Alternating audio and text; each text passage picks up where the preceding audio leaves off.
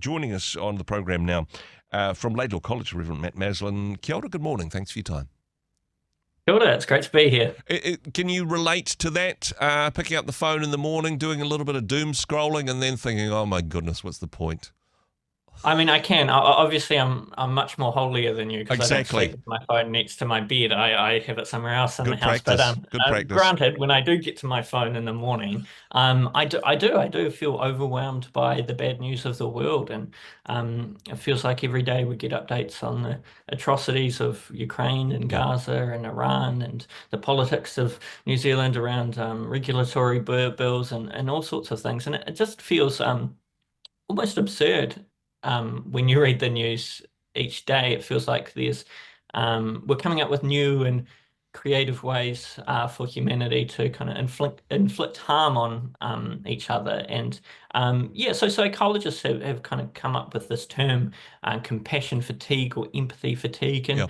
And if I'm honest, I do feel that myself, where you're kind of overcome by the bad news of the world and you feel sometimes anxious, sometimes powerless or depressed, or I think at worst apathetic Yeah. and numb. You kind of numb yourself to it, and that actually causes people to do less for others more than rather than more. It kind of brings out that Ecclesiastes vibe. And I must say, and the writer of Ecclesiastes didn't even have a cell phone.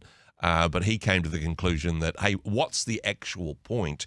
Easy to come to that space, but rather than saying, hey, it's the fault of the journalists or it's the fault of the news media, how do we respond to this? How do we, I suppose, get ourselves in a better place spiritually whilst still being open to the concerns and the prayer needs of our fellow human beings?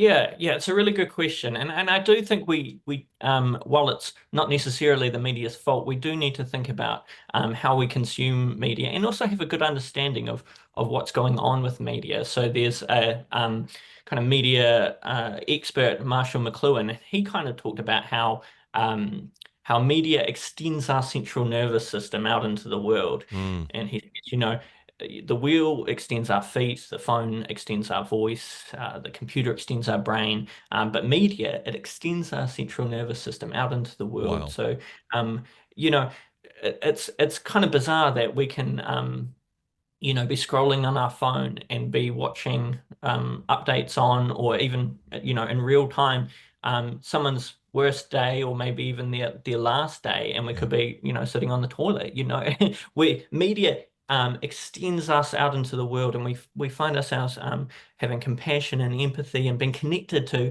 all these things that are happening around us, and that actually does something to us. It does something to us spiritually, emotionally, mentally, sometimes even and physically as well. So we do have to think hard about what media does to us, Yep. how much media we do consume.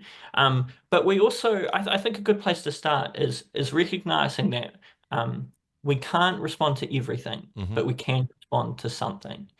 And so something I do myself is I pick something global. There's for me, the kind of situation in Gaza is something that moves me, and Yep. I feel strongly about.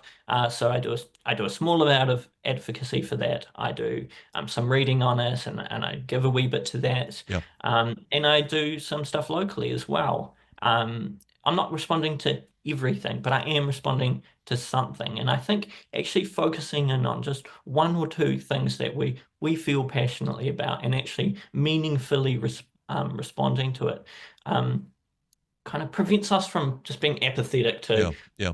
look at the bad news of the world. It's too much. It's too out of my control. I can't do anything.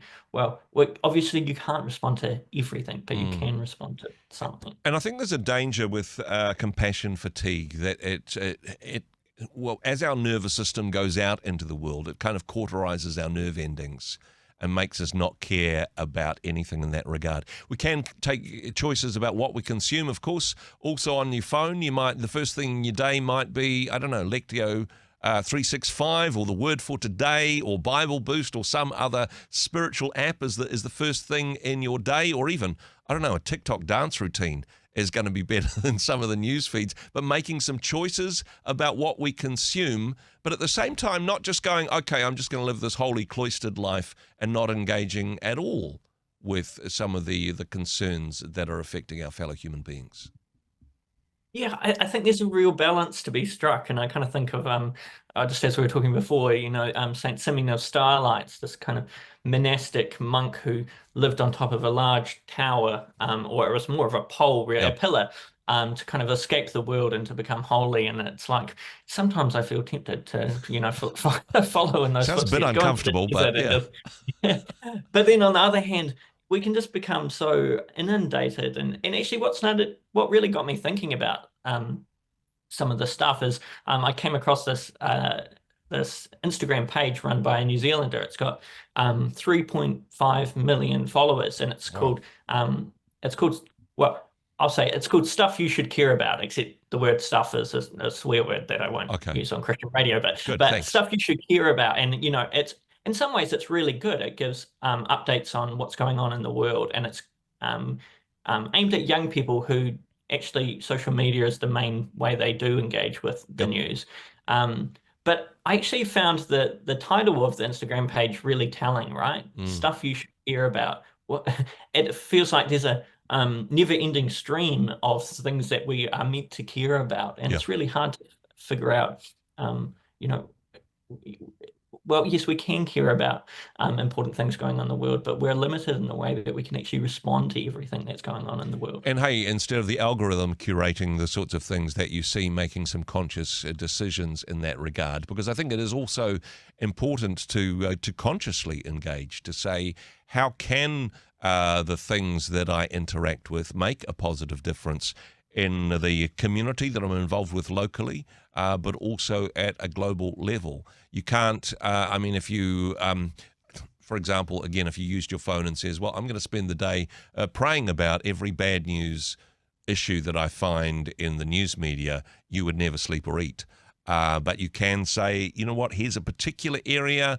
I've spent some time praying about this. I feel that this is an area that God is calling me to be informed about, to pray about, and to perhaps give to this particular cause as well. We can perhaps be more effective when we're selective.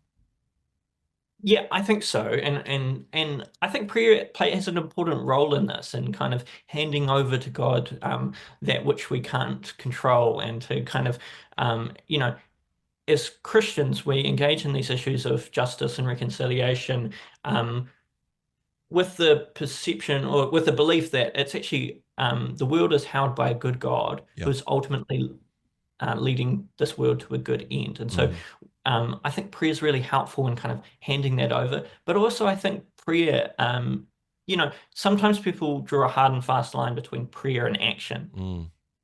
But I think prayer is an action in of itself. And I think of Blaise Pascal, who said God instituted prayer in order to lend to his creatures the dignity of causality. So Wow. in other words, God has instituted prayer in a way that actually causes things to happen in this world. Yeah.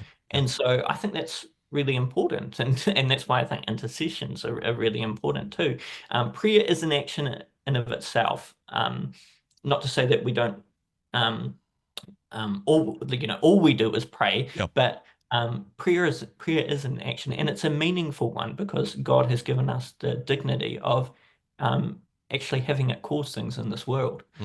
No, that's an interesting thought in that regard. Hey, thank you for this, inspiring us to not feel overwhelmed with life, to be to grow weary of doing good, as the Scripture warns us against, but to engage with life, but perhaps to be intentional and curate the way in which we do that.